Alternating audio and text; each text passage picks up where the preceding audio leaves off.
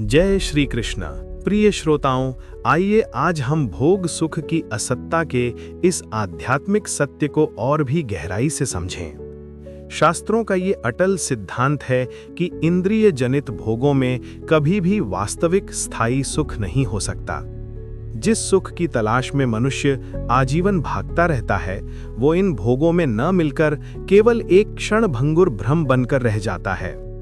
भोगों में सुख केवल एक मृग तृष्णा।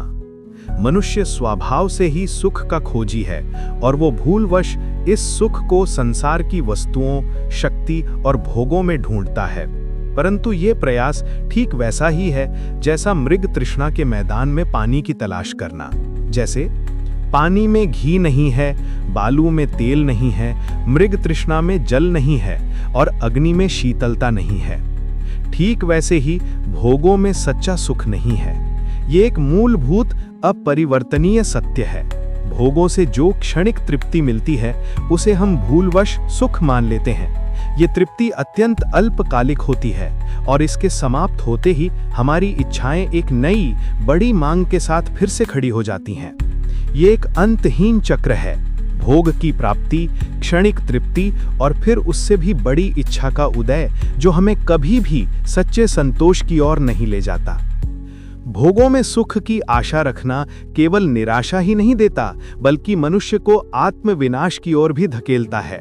ये भोग की वासना मनुष्य के विवेक का हरण कर लेती है। विवेक खोने पर मनुष्य अपने शुभ अशुभ भविष्य, धर्म अधर्म और पाप पुण्य को भूल जाता है।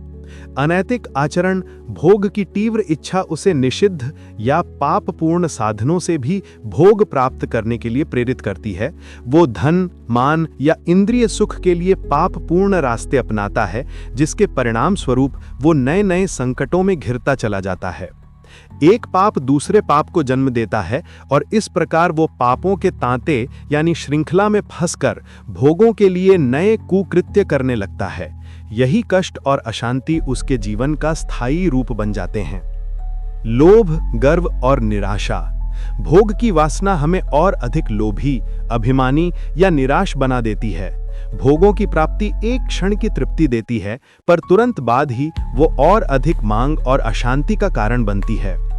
भोग की वासना को एक ऐसी अग्नि के समान समझें जो कभी शांत नहीं होती।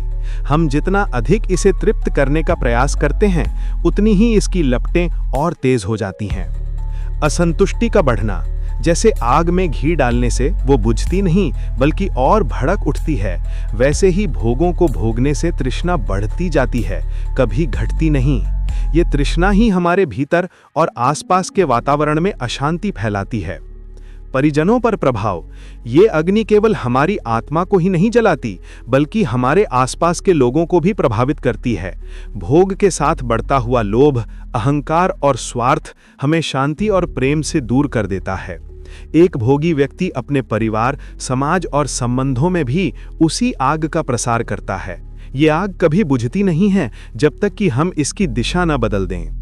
भोगों की इस अग्नि को बुझाने का एकमात्र और शाश्वत उपाय केवल एक ही है, वैराग्य और भगवत प्रेम। जब तक हम भोगों से मुक्त नहीं होते, तब तक हमें सच्चा और शाश्वत सुख नहीं मिल सकता। वैराग्य का अर्थ ये नहीं कि हम संसार का त्याग करके जंगल में चले जाएं, बल्कि ये है कि हम संसार के भोगों और वस्तुओं से अपनी आसक्ति को समाप्त करें। भोगों की ओर आकर्षण समाप्त होने पर ही मन शांत होता है। भगवत प्रेम। वैराग्य से उत्पन्न हुई रिक्तता को केवल भगवान के प्रेम से ही भरा जा सकता है। जब हम अपनी इच्छाओं और प्रेम को नश्वर भोगों से हटाकर अविनाशी भगवान श्री कृष्ण की ओर मोड़ते हैं, तभी हमें स्थायी शांति, संतोष और आत्मा का परम सुख प्राप्त होता है। तारणहार। संतों की वाणी और भगवान की कृपा ही इस मार्ग पर चलने का आधार है। जैसे एक नाव पानी के ऊपर तैरकर हमें पार लगा देती है, वैसे ही भगवत भक्ति हमें इस भोग संसार के दुखों से तारण यानी मुक्ति देती है। भोगों में सुख की चाह एक ऐसी भ्रांति है जो हमें वास्तविकता से दूर रखती है। इसकी तुलना उस शराब के नशे में चूर मनुष्य से की जा सकती है, जिसे ये विश्वास होता है कि वो सुखी है, जबकि वास्तव में वो गंदे नाले में पड़ा होता है। भोगों का सुख यही मिथ्या सुख है। जब तक हमें इन भोगों का असली नश्वर रूप दिखाई नहीं देता, तब तक हम इस भयानक भ्रम में जी रहे होते हैं। भोगों के इस यथार्थ रूप को जानना और स्वीकारना अत्यंत आवश्यक है ताकि हम उनसे विमुख हो सकें और अपना मुख भगवान की ओर कर सकें। अतः प्रिय भक्तों, जीवन का सबसे बड़ा सत्य यही है कि भोगों में कभी भी सुख नहीं मिलता। असली अविनाशी सुख केवल भगवान की भक्ति और उनके प्रेम में है। आइए हम सब मिलकर भोगों के मोह से मुक्त हो जाएं और अपने जीवन को भगवत भक्ति में समर्पित करें। कृष्ण कृष्ण का नाम जपें और सच्चे सुख की प्राप्ति करें। जय श्री कृष्ण।